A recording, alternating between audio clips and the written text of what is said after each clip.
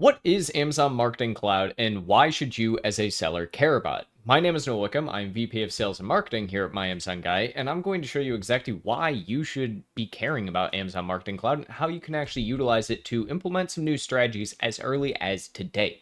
So, looking at Amazon Marketing Cloud, everyone should have access to this at this point. In history, Amazon actually did not allow everyone to have access to Amazon Marketing Cloud. You had to go through some kind of provider, usually through a DSP portal of some kind, to actually even have access and utilize this. But even then, you could only use it for things like DSP. You couldn't use it a lot of times for things such as sponsored products. Nowadays, essentially, you actually can. They actually added it last month for every single Amazon seller to be able to have access to the Marketing Cloud. And so you should have a very similar dashboard to this one, and you have a couple of different things here at the top. You have your home, your use cases, your query editor, your projects, your audiences, and then paid features. So we'll get into each of those as we go through all of this. So first and foremost, we have Insights on the homepage.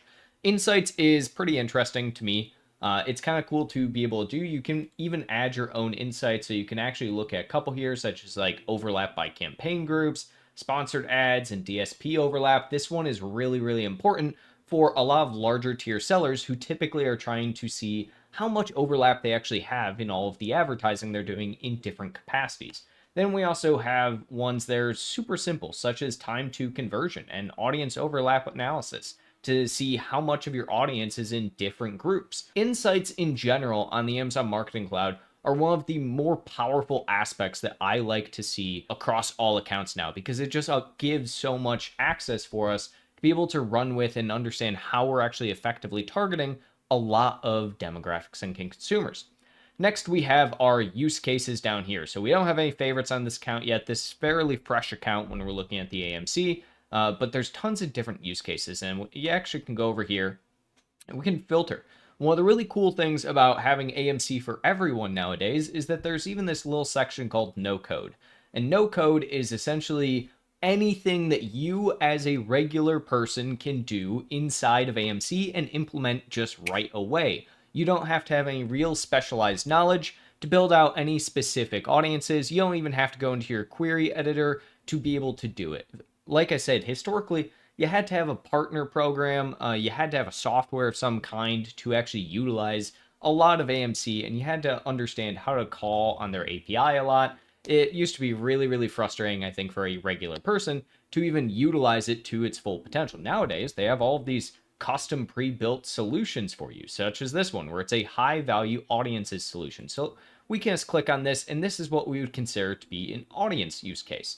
So you can easily see here what that would look like. Whenever you're building any of these out, it'll actually take time. You can see that you can close the page, come back in 1 or 2 hours. And this is very specific, and it's because of the fact that you are essentially getting a lot of data up front for all of your actual campaigns. So you can see here, it's going to go through, it's going to show you all of the different audience groups, or everyone in this audience group, I should say, that is affected by your advertising as a whole right now. So going back over here, we can actually come back to our use cases again.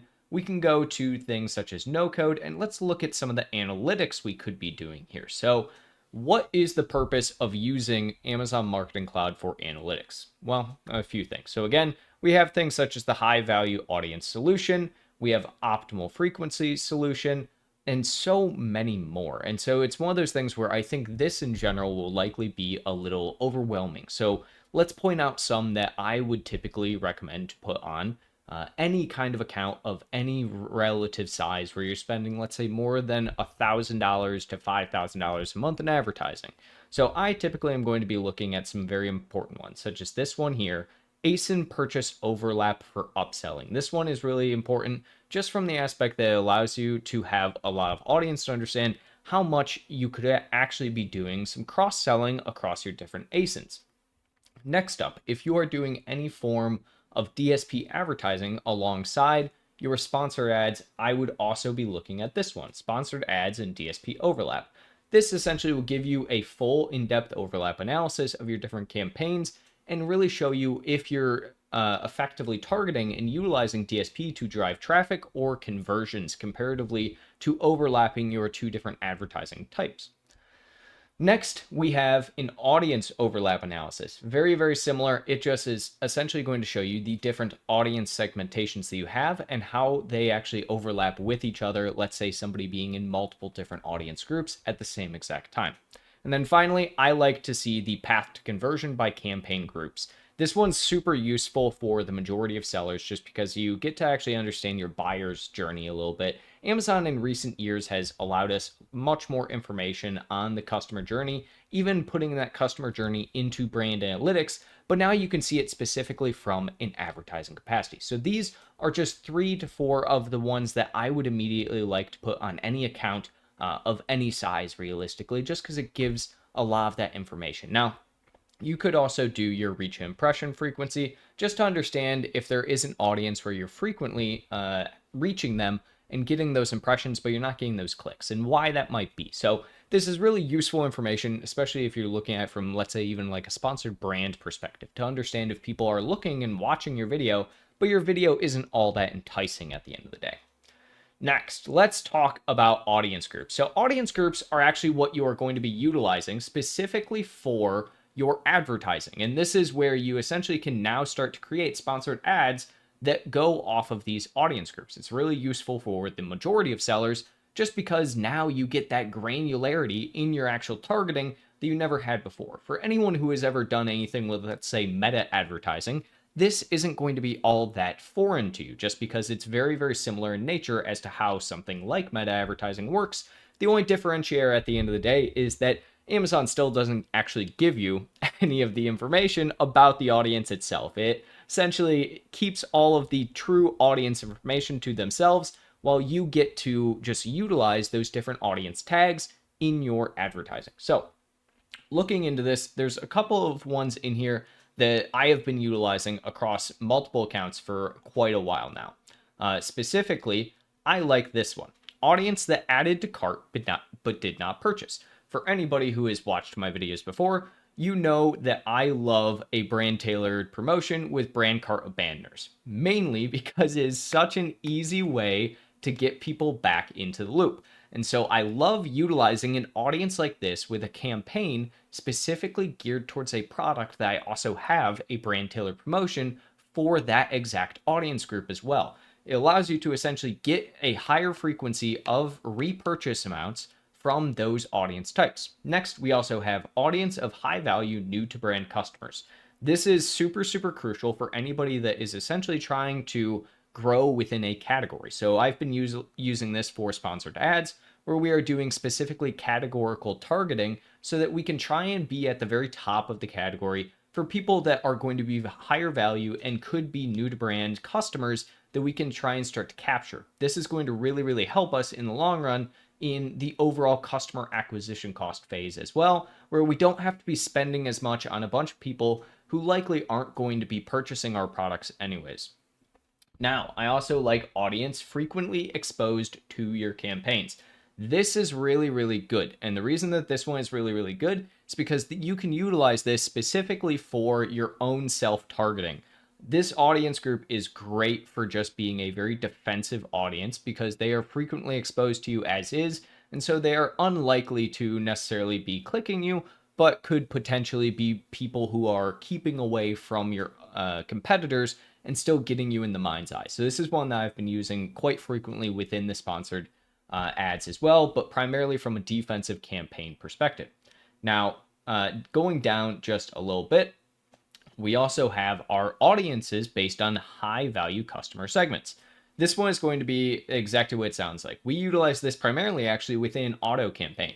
The reason we use it in auto campaign is because you can utilize this with a close match type as well as a lookalike match type, just because the fact that these are going to be very, very similar to customers that could be high value but haven't purchased from you before. So very similar to the new to brand customers or even the ones that add cart, but this is just high value customer segments in general. These are people that purchase products all the time. So these are ones that I love to throw into that auto campaign because it casts a really wide net towards a lot of this audience in general. So it essentially gets you the best of both worlds when we're looking at trying to target both that giant reach while also getting a little bit more granular only towards super high value customers at the end of the day. So all of that being said, you can try and start to play around with a lot of this. These are great audience groups in general to be utilizing. You can also even go down the rabbit hole of looking at your sponsored ads.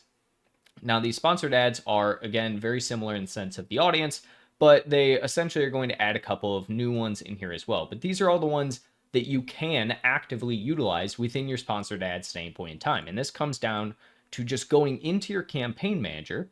And when you decide to actually create a campaign under your sponsored ads, you can go here to create a campaign.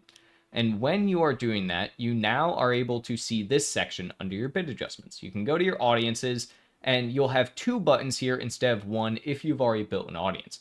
The first one, increase bids for audiences built by Amazon.